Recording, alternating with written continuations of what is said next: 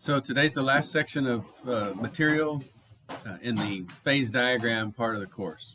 And so we're going to get, if you notice, we've gone from gases, then we had liquefaction, so we had liquids, what we call LVE, or liquid vapor equilibrium, and Raoult's law and Henry's law. Then we got into weird mixtures where they had azeotropes. So we have high boiling azeotropes and low boiling azeotropes. Then we're down in the liquid phase, and we start to see phase separation. So then we had the upper consolate temperature. Today we'll see that we could actually have a lower consolate temperature too. So there's some really strange liquids out there that at low temperature, they're one phase. In a certain region, they're two phase, and then they go back to one phase when you warm them up. So that's kind of strange.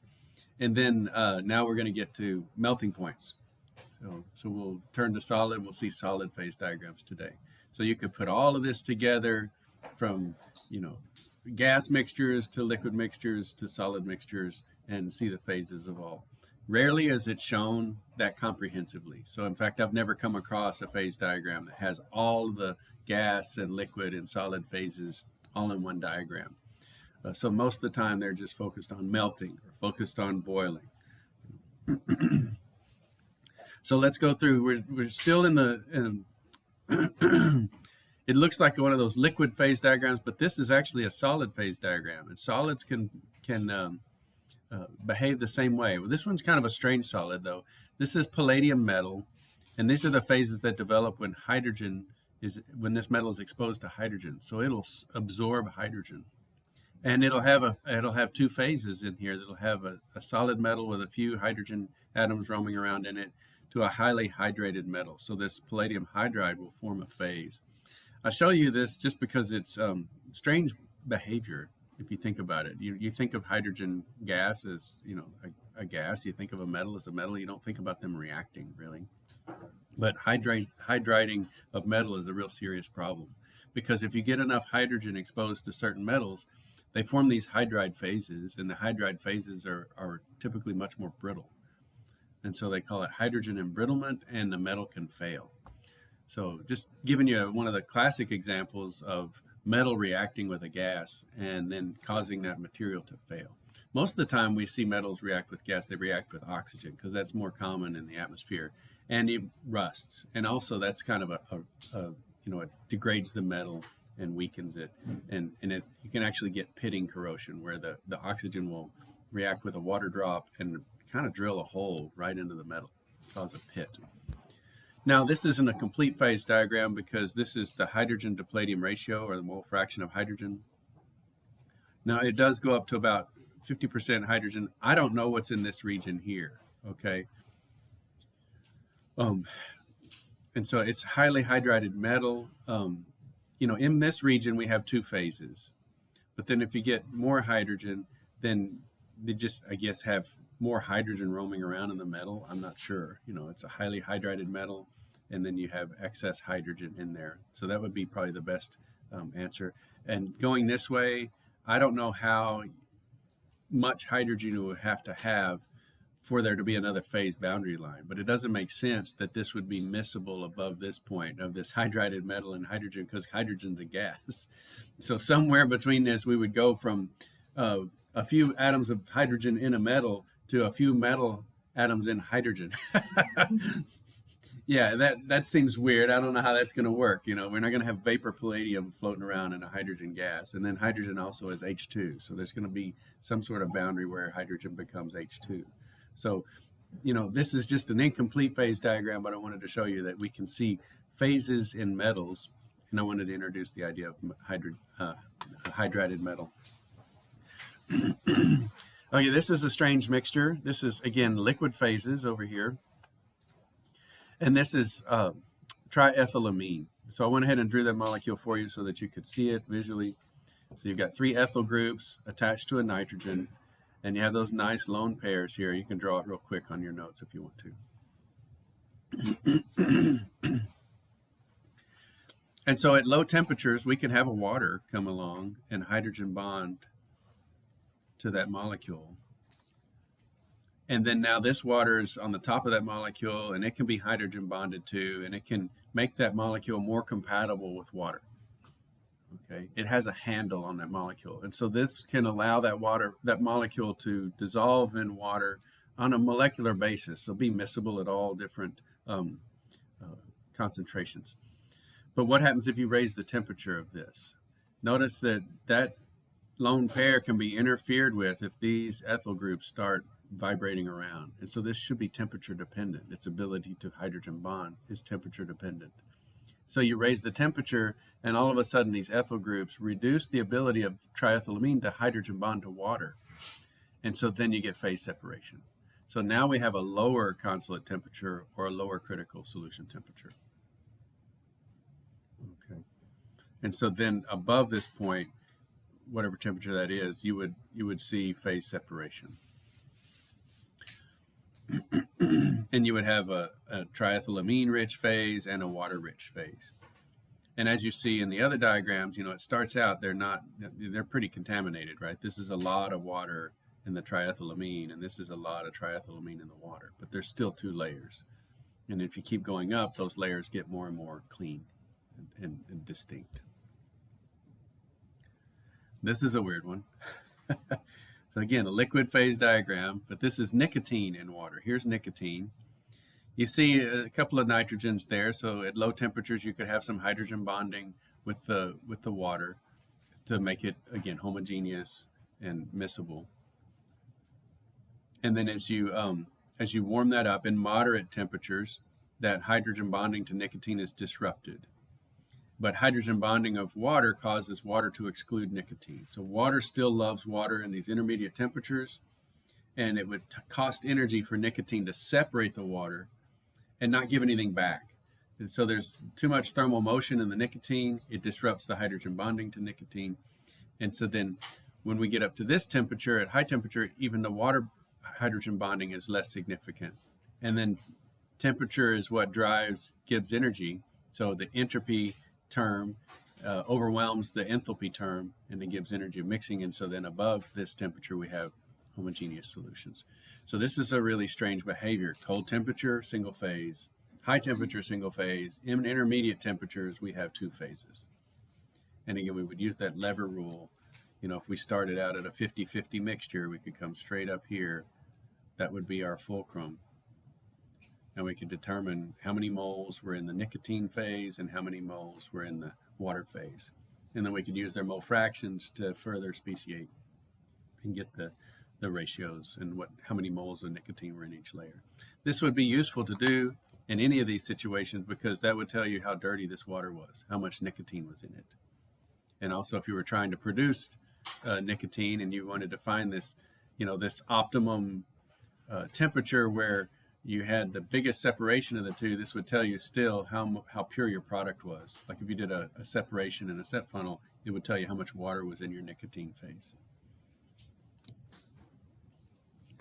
I think this is the last liquid one, so let's make sure we understand how the liquid phase diagrams work.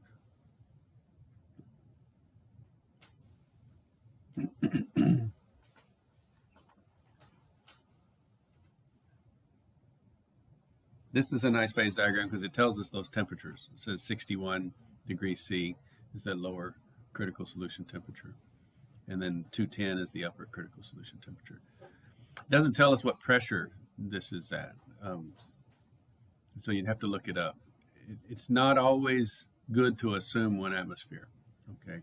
But if you were answering questions or what have you, you have nothing better to do, there's no other source of information, you could put your assumption as 1 atmosphere. But phase diagrams are, you have to know what they are. They're not necessarily at 1 atmosphere. When it says P is equal to 1, does that mean pressure is equal to 1? That means phase. Phase, oh. Yeah. So all around that circle is 1 phase. Yeah, no, that's good. I'm glad you asked that. And then in that middle region, it says phase equals 2. So at this point on the phase diagram that I'm circling here, there is no solution ever that has this composition. The whole container has that composition. There is a layer that has this composition and a layer that has that composition. So whenever you have this phase separation, you're split to 2 layers. Those 2 layers, their compositions are defined by those lines.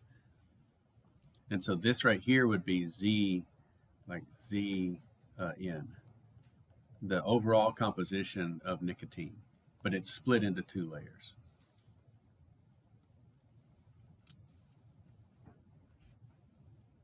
Okay. Now let's talk about partial miscibility and distillation. So we're going to add in vapor. And we have, two systems or two possibilities. We could have the partially miscible system where you have an upper critical solution temperature here, where then you have one phase all around. So all of this area is one phase. And then this is where you might have an azeotrope too. So we're like throwing everything into one phase diagram. So we have vapor up here. This is from the Atkins book, so they spell vapor with an extra U. Anyway, so this is one phase up here. That's the vapor phase. Then you have the vapor composition line and the liquid composition line. And so in this region, you have 2 phases. And so if you were at this temperature, the container would have this composition, but there would be this many moles in the liquid phase and this many moles in the gas phase.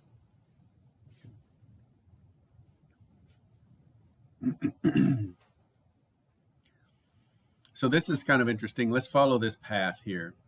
So if we have, yes. I'm sorry, the red line that you Yes. just made, I understand, you've got the line there from E1 to A2, Mm-hmm. but how did you know to make that red line? I was saying if you hold it at that temperature somehow. So if you have a container that has this composition and you're at whatever pressure this is at, and you hold that container at that temperature, you'll see a meniscus. So the liquid would have this mole ratio, and the vapor would have that mole ratio if you were holding the container at that temperature.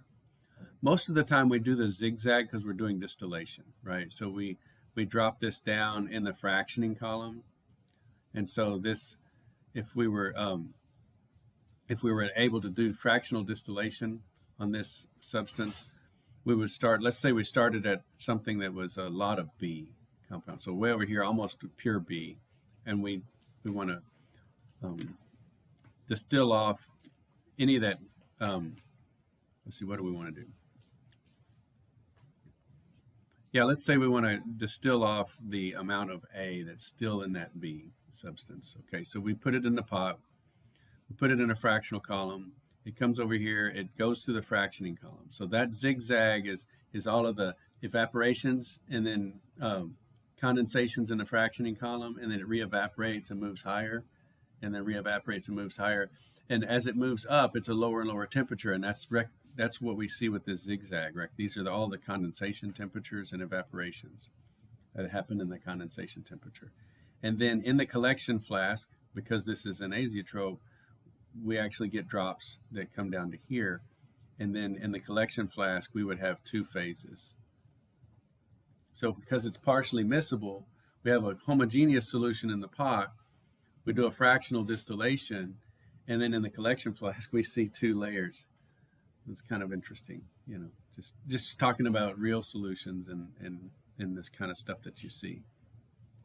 It's kind of disappointing if you were hoping to get pure A out, right?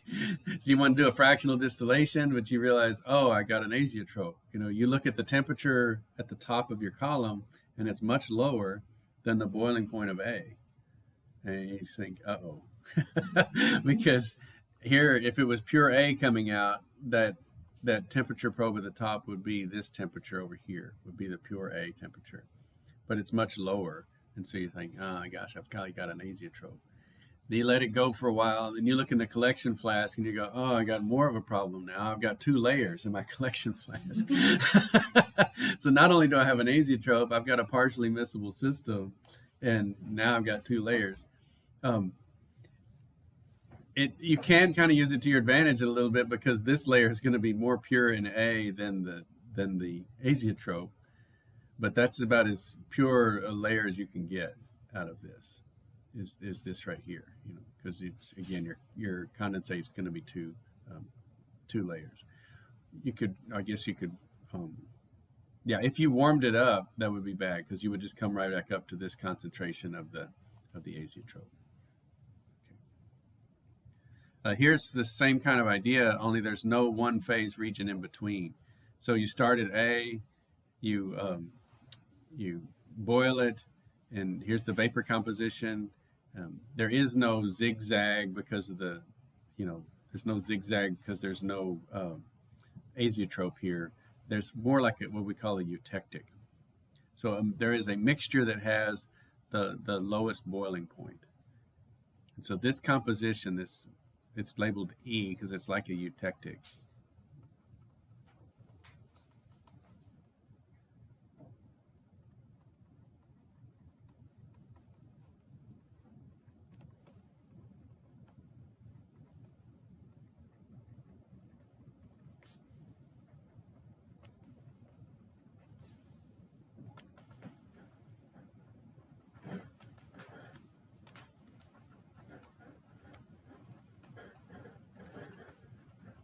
In this case, we have a liquid phase diagram, liquid vapor, and so we would call this a eutectic solution, and it would be the lowest boiler. But even then, if you notice, there's no homogeneous solution. So you would have to make up this composition right here, this ZB. You make it up, but you have these two layers. And so this would be your fulcrum here, and you'd have a layer of highly concentrated B stuff and a layer of that was weak in B or scarce in B, and then you have a two-phase liquid. It'll still boil, and it boils and gives you that vapor pressure of the eutectic. Okay, so that would be the lowest boiling mixture.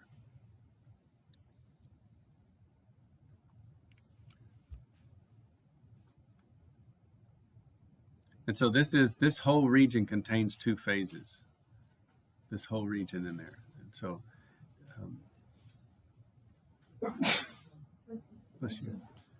so if you'll notice, everything. Let's see. Yeah, every composition between this region here is going to boil at that temperature. Okay. But this particular composition is that eutectic, because it has that vapor and that gas phase and the liquid phase composition overall, the Z, would be the same. Okay. Now, I thought that when I was looking at this, in years past, the Easter hops around, and so I thought this looked a lot like a rabbit. Okay, we're a little early for Easter, but that does look like a bunny to me. Every time I look at this phase diagram, I see a bunny. So I don't know. That's neither here nor there. Okay. All right. So it's just really, whenever you have a two-phase liquid and an azeotrope, it's just really difficult to get anything decent out of distillation. Okay, if you need to separate those things, what would you do? So let's see what you guys think of. Distillation is just not going to work. What other kinds of techniques for separation do we have? Yeah, it was something like that. What would you put in instead of filtering? You could put something in there that sort of, it's not really a filter, but it's like a stationary phase. You're talking about just a chemical separation, Mm-hmm. something that. Yeah. Yeah, it's chromatography. So column chromatography. Sometimes people call it prep column chromatography because it's typically to purify a substance, separate it from others so that you can use it in another procedure. Okay, we're not talking about capillary chromatography like gas phase chromatography or high pressure or high performance liquid chromatography because those samples are so small. If you're wanting to separate a substantial amount of material, you have to run it through a large column, and it takes a lot of solvent to elute it through. Okay. And so that would be another way to separate these things. So distillation is just not going to be your friend. If you have an azeotrope like this and you've got partially miscible solutions and so on, it's really throwing a lot of issues at you. So you've got to change gears and switch to something different. So affinity chromatography wouldn't work in that. Well, affinity, I mean, is that as a general category? Yeah, you're using a polar column and to separate them based on a polarity. So, yeah. So let's get to liquid solid phase diagram. So now we're cooling the temperature further down, and now we have a liquid phase in the top and a solid phase in the bottom.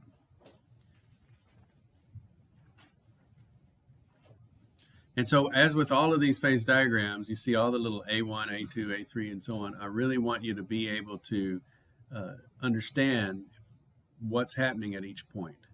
And so I've changed the notes a little bit, this little diagram. So get your pens out. You're going to draw some pictures here, okay?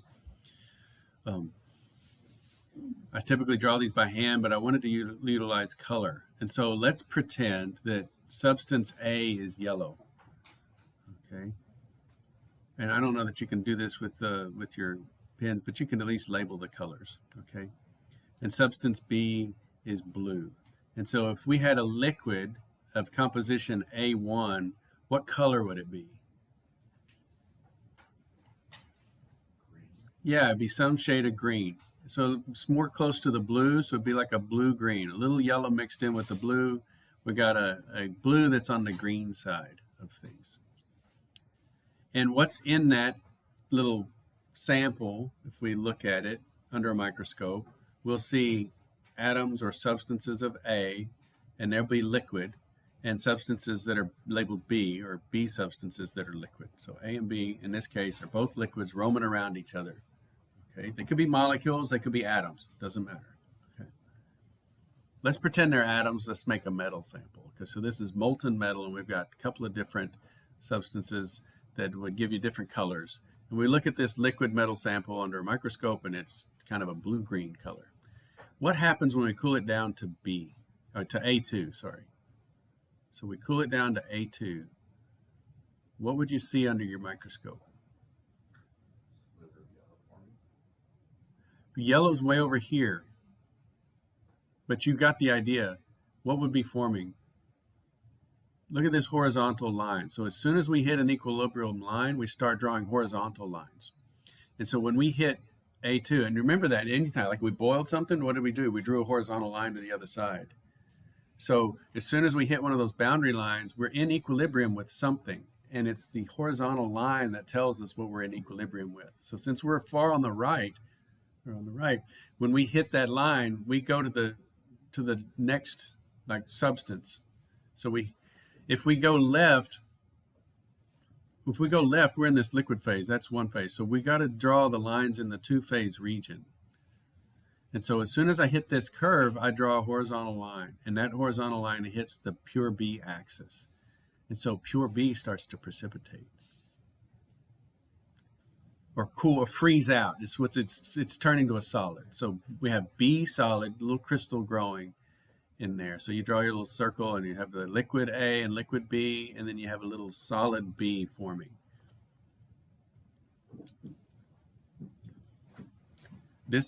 Drawing these pictures by computer will help me go faster, but I don't want to go so fast you can't draw and keep up. So it is good to draw these by hand in class, but I wanted it to be more accurate, and I wanted to use the colors as a clue. So that little crystal looks purplish. It should be blue. Oh, that's awful. No, my computer screen's way better. Remember the RGB lab? Yeah. The International Color Consortium is supposed to prevent this from happening. Because my computer is sending RGB values to the projector to present a specific color, and the projector is interpreting it completely wrongly. Yeah, that should be a greenish blue at the top, and there should be a little more green down below. I see a slight shade change on my computer screen. So the top one you said should be greenish blue? Yeah, greenish blue. Yeah. You got all the colors. That's awesome. Yeah. Okay, so then we move down to A3. So we're cooling this substance down. It stays on the isopleth because we're in the container. We're cooling the container. We get to A3, and now we're drawing a horizontal line to the liquid phase and the solid phase. And so the liquid phase still has A liquid and B liquid in it. It's not pure A because we haven't pulled all of the B out. It's whatever composition this piece is right here. But notice it has less B. It's moving towards the A side because the B is precipitating out. So the color's getting more yellow because we're getting Yeah. yellow. Yeah, so you can see a color change there. Yeah, but it's very green on my screen. So all three then have a greenish tint to them. Yes, yes. Okay. And then the crystals should be blue, like pure blue color, because they're pure B. I say crystals, they don't have to be crystalline. They could be amorphous. Okay. They're just solid B. However, it's precipitating out or cooling out. We call it freezing out, or, I mean, you could say it's a precipitate. It's a solid inside a liquid. Yeah. Okay, then we get to the eutectic, and those crystals just have grown. Maybe we form some more. Now, that's a whole area of science that we haven't really talked about, and that is nucleation and growth. So there's a competition between forming new crystals and having the other crystals just grow. And that's really all I have time to say about that, is that competition between nucleation and growth is what makes big crystals or little crystals. So if nucleation wins, you have tiny little microcrystals. And you don't have, it's typically speed dependent. If you crash something out of solution really rapidly, you have small crystals because nucleation takes over. You don't have time for growth. If you do something really slowly, then you get a seed crystal and then you can grow a single crystal where the whole thing is one crystal if you go very slowly. And that's what they do for our silicon wafers. Our crystalline silicon wafers, they melt the silicon and they have a little motorized crystal puller, and they have a little seed crystal of silicon and they dip it in the solution, and then the silicon grows on that crystal and they draw it out of this crucible, and they'll make a single crystal of silicon that's huge, and then they'll slice it into 20 centimeter diameter plates, and then that's what they make our semiconductor circuits on. So here we have at the eutectic, we sit here until all of the excess B has solidified, and then the remaining A will solidify. So we sit here, and this is called the eutectic pause, and we'll see a picture of it in the next slide. So we sit at A4 until all of that excess B is solidified. And then we get below A4, it looks like this. And finally, the colors are somewhat what I wanted. So there we have B solid crystals surrounded by A solid. But notice in all of the liquid phases, we had A and B liquid, because that's up here in this homogeneously mixed region. Okay, and so we're following this line down. We're just getting more and more rich in A. We hit that eutectic. We pause until all the excess B is gone, and then we start to cool the solid. And I searched for a metal micrograph that had the correct colors, and I found one. So this is the Inconel 718 nickel superalloy, and you see the large grains of I guess nickel, and then some filler material that helps keep that alloy strong. There's the paper, so you can see it on the video. If you wanted to see that, there's nothing really valuable in the paper related to this except that they had that micrograph showing blue crystals with yellow surrounding it. And since we were way over here on the B side, that's somewhat accurate. We have so much more B than A. Then the crystals of B are going to take up almost the whole space, and it's going to have a little bit of A all around it.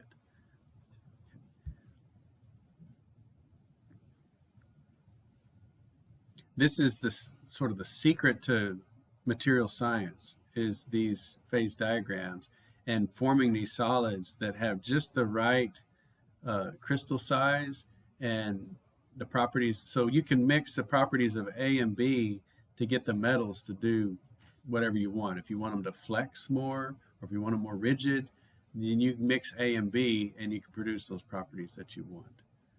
So maybe the blue grains give you strength, and so you have a really strong metal. But if you made it pure B, it would be brittle. It'd be so strong that it would snap.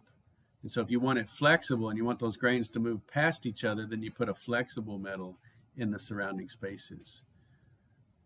And if you cool it slowly, you get really big crystals. Well, maybe that causes it to be too brittle. So maybe you want to cool it quickly and create small crystals so it's more flexible. And so you would quench it quickly.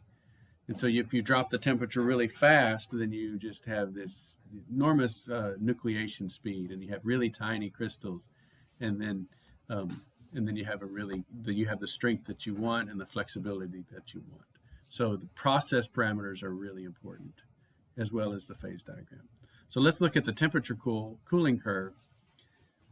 So this is the A1. We've kind of followed this path here. So this is the same data. This is what the cooling curves would look like as you approach the eutectic mixture. Okay. So we just followed this one here in our pictures. So we had the A and B. We started to see at this temperature, the cooling curve starts to take a different slope. And so if we had a what they call a thermal analysis machine, we could look at this cooling curve and we could see how fast the heat comes out of this material. And we would detect this equilibrium line, and we would detect this B precipitating out. And then we see that A4 where it pauses, and you see this plateau in temperature, and that's called the eutectic pause. It's a eutectic freezing. I'll say pause here. The closer you are to the eutectic mixture, the longer that pause. And if you get to the eutectic mixture, you don't have this B precipitating step. You just go straight down the liquid and you hit the eutectic, and you have this long pause. And so you know you're right at the perfect temperature for that eutectic. Notice that's a really cold melting point. So let me go back here to this phase diagram. Let's do it in reverse. And remember, in organic, you were trying to find out if your substance was pure or not by doing a melting temperature, a melting point. You put the little substance in a capillary tube and you put it in there and you look through. It's tedious, isn't it? You know, turn on the heat, look at the thermometer. You're waiting. What do you want? You want a sharp melt, right? Well, let's think of, if it's a pure compound, we're over here. So we're warming it up. It's solid, solid, solid, solid, solid. Boom, it melts. Liquid, liquid, liquid. What if we're right here? We have an impure solid. We come along. It starts to melt. I see some liquid, but I still see some crystals. And it's more liquid and more crystals. And then finally all the crystals are gone. So your melting point is this range here. It's melting the whole time. You still see crystals, but you see liquid. How do you know it's a liquid? It balls up, you know. And so an impure solid will have a long melting range. A pure solid will have a snap melting temperature. So you can use melting temperature to look to see if you have a pure substance, and that's what we see here. So this whole long range here, this is that melting range. And if you get that eutectic mixture, then look here, we're back to a snap melt. So if we're at the melting point, or at the eutectic mixture, then we have a sharp melting point. Okay.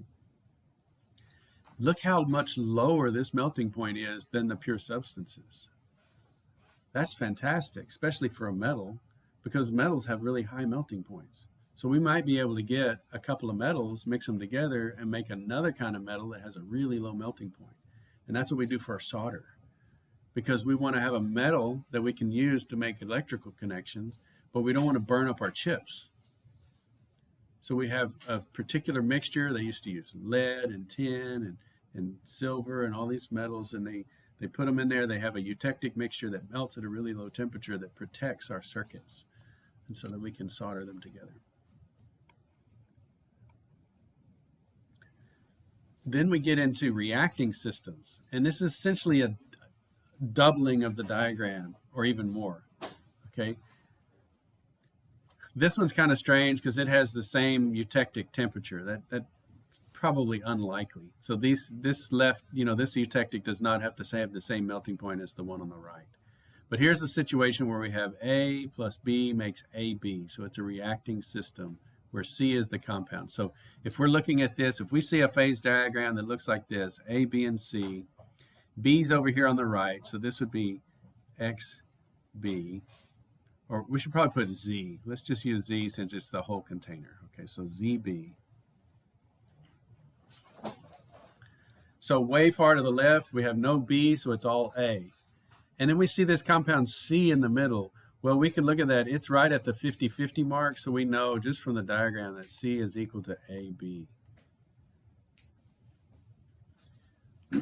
If it was 1/3 of the way, okay, then we've got sort of a 1-to-2 ratio of B to A. So that would be like if it was right here, it would be A to B, right? So we have 1/3 B, 2/3 A. If it was over here at the 6-7 mark, then this one would be AB2. The one we have here is just right in the middle, 50-50, so it's AB. And so if the pure A was yellow and pure B was blue, pure C is green, we would have, again, following our little line down here, we're starting at A1, we have A and B liquid. What happens at A2? We start drawing horizontal lines, okay? And so this horizontal line, you go to the nearest boundary. We would not go to the right because we're going through the one-phase region. We go through the two-phase region to see what other phase we're in equilibrium with. Does that make sense? As soon as you hit it, you go to the next phase. Well, this is a vertical line here. You stop there. That's the other substance that's in equilibrium with my liquid. So C is in equilibrium with my liquid, yeah. And so C starts to precipitate out, and it's a green crystal because it's made up of 50-50 A and B, and yellow and blue make green. So I was so proud of this. I did this a couple of nights ago. I was like, this is going to be great. So the green crystals are precipitating out, not the blue ones, okay? And then they get bigger at A3. But the liquid is not liquid C. The liquid is still liquid A atoms or molecules roaming around with liquid B atoms and molecules. Okay. The only thing that really exists as a compound AB is the solid. So this would be AB solid right here.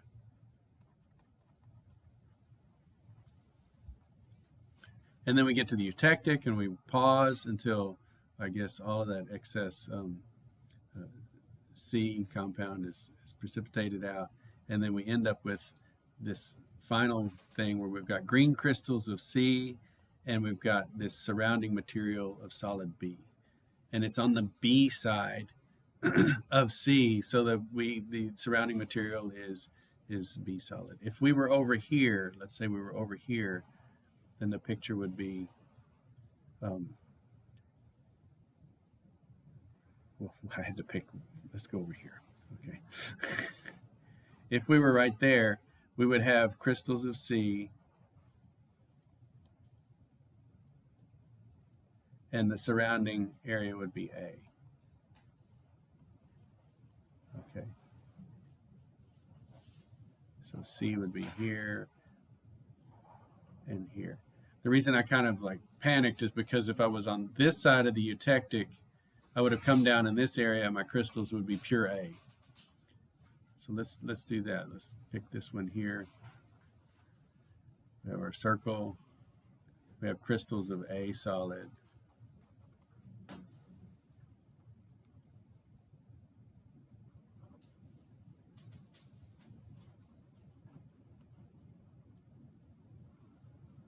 Surrounded by C. Does that make sense? How we come down into this phase diagram and what precipitates out?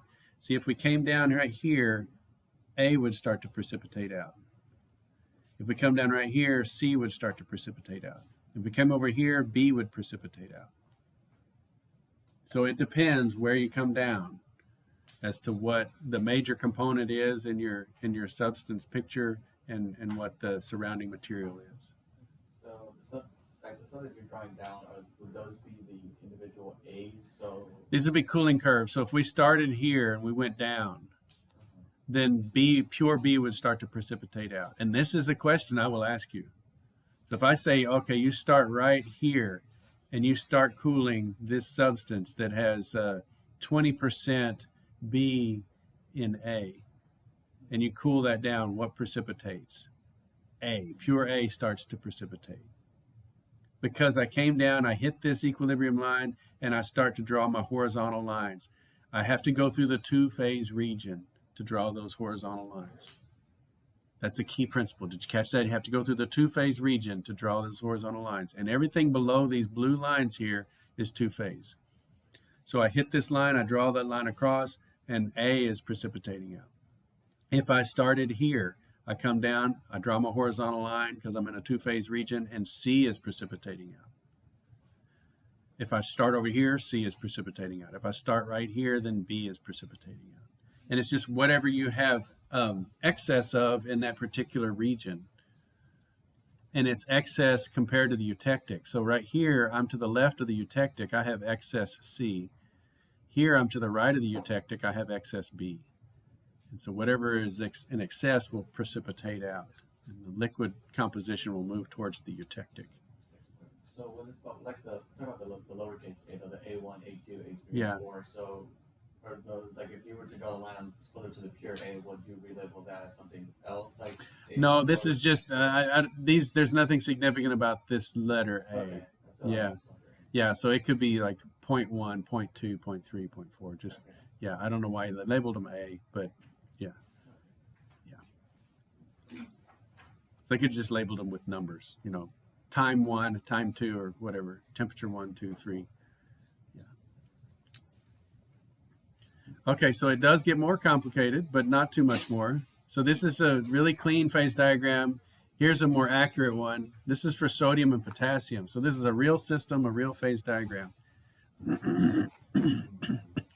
It's got a little bit of waste action on the outsides, okay? And so this is a one-phase region here. So this right here is P equals 1. Same here. P equals 1.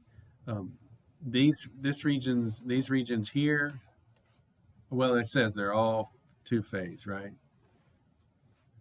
So all these regions here are two-phase. It has a eutectic right here that is about the composition of, what would that be, 2 potassiums and 1 sodium. So Na1 K2. Yeah.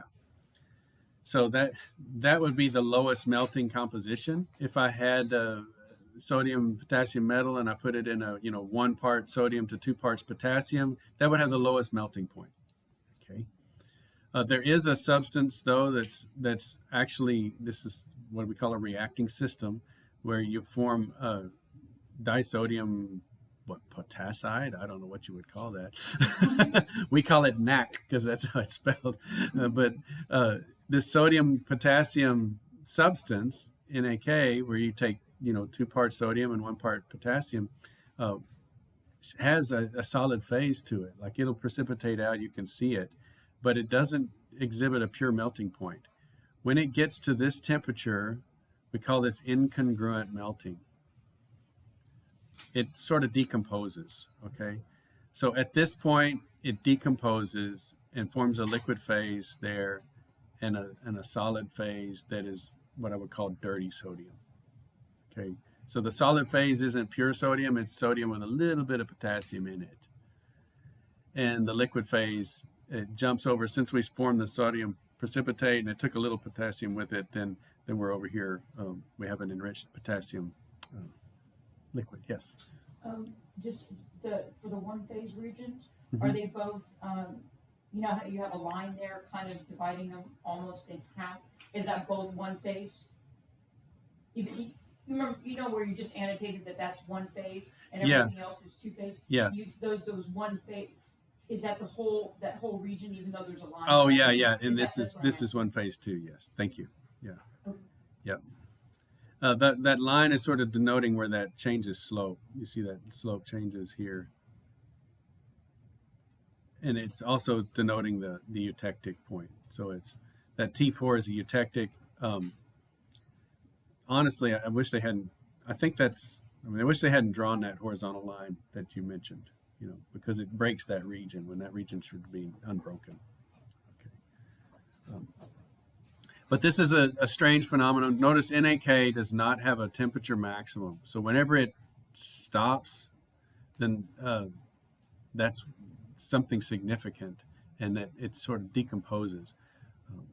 So it's going to appear to melt from this range to this range. So notice it doesn't have a melting point. It's got a melting range.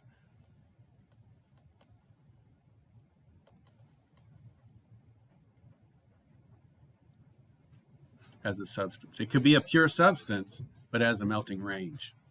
Okay, so that's not really what you expect from a pure substance, and that's what they call incongruent melting. So it's not a very stable substance. And then this is the pure melting point of sodium. Obviously, this is the pure melting point of potassium. Here's the eutectic melting point. These phases over here are one phase. Okay, so in this region, you just have sodium exposed to potassium. It's a little bit dirty sodium. It's got some potassium contamination in it. And then over here you have potassium that's got sodium contamination in it. And they'll follow these blue lines right there. Those would be, if you're in this boundary area, that's what that phase is like. If you're beyond that boundary, then you just have dirty potassium. If you're way over here on this line, then you've got a pure sample of potassium. And if you're way over here on this line, you've got a pure sample of sodium. And then we'll end with this silicon calcium one. So it looks really complicated, but let's just sort of quickly run through it. This is the melting point of pure silicon. Here's the melting point of pure calcium silicide. I guess we'll call it that. Okay. And so notice how pure substances have a maximum on these curves. Those are traditional melting points.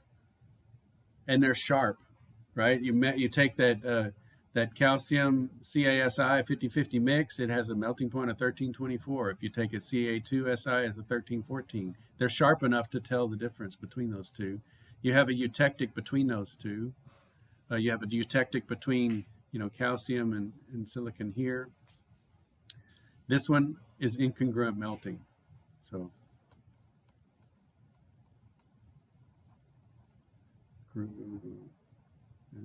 melting. You have all of the temperatures shown on here. Notice the 842 is the melting point of calcium. 792 is that eutectic. It's a significant drop. Okay. Over here, this one's a significant drop. 1030 versus 1300. We're out of time, but this is as complicated as we're going to get in all our phase diagrams. Let me just show you one that we're not going to talk about, but then we can add a third component. Everything we've done has only been two components, and it's already gotten that complicated, and now we add a third. So this would be iron and chromium and nickel, and these are different forms of stainless steel, and you see how complicated it gets just with a third component. You have all these different solid phases. Okay, so I just throw this up there for you to go, oh, dang. But these boundaries are, like if you pick a spot here, it's going to be, you draw the lines here, and you get three ratios of pure nickel, pure iron, and this phase of chromium, nickel, iron. And those will be your three regions in your micrograph. Yes? The temperature of the z-axis, so like a pyramid? Well, I guess, Not that. yeah, I don't know. No, because every one of these would have a different melting point and so on. So this whole diagram would morph with temperature. So yeah, that would be really ugly. I don't know. It'd be cool. But I don't know. So that's as far as we're going to go. And bring your questions on Monday, right? Obviously. So y'all have a great weekend.